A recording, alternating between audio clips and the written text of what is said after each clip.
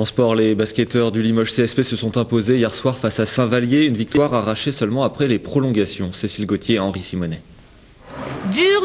Difficile entrée en matière pour les Limougeaux sur lesquels semble peser le rythme soutenu du planning du mois de mars. À la traîne en première mi-temps, ils manquent de contrôle en attaque, perdent des balles qui profitent immédiatement à l'équipe de Saint-Vallier qui mène 26-22 à la fin du premier quart-temps.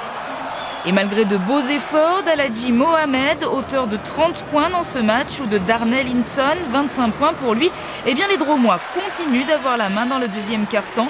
Ils n'ont pas grand-chose à perdre, se battent pour leur maintien et se jettent corps et âme dans la rencontre. Résultat, ils mènent toujours à l'issue de la première mi-temps, 47-42.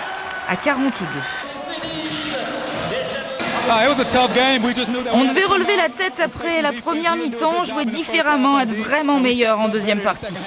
Effectivement, les Limougeaux se ressaisissent, tout le monde s'y met, ils structurent leur défense et mènent 65-60 alors qu'il reste un quart-temps à jouer. Un quart-temps compliqué parce que malgré les fautes qui commencent à peser lourd, Saint-Vallier ne lâche rien. Ezioukou prend tous les rebonds et permet à son équipe de décrocher le nul 83-83 au terme du temps réglementaire. Prolongation. Et là c'est Limoges qui gère, porté par son public. Le CSP verrouille sa raquette, semble facile dans ces 5 dernières minutes. Limoges gagne le match 95-89.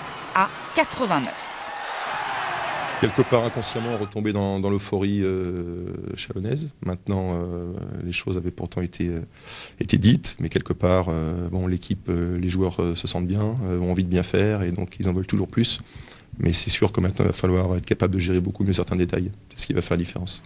L'équipe aurait sans doute pu se passer de ces 5 minutes de jeu supplémentaires alors qu'elle rejoue dès mardi prochain contre Poitiers.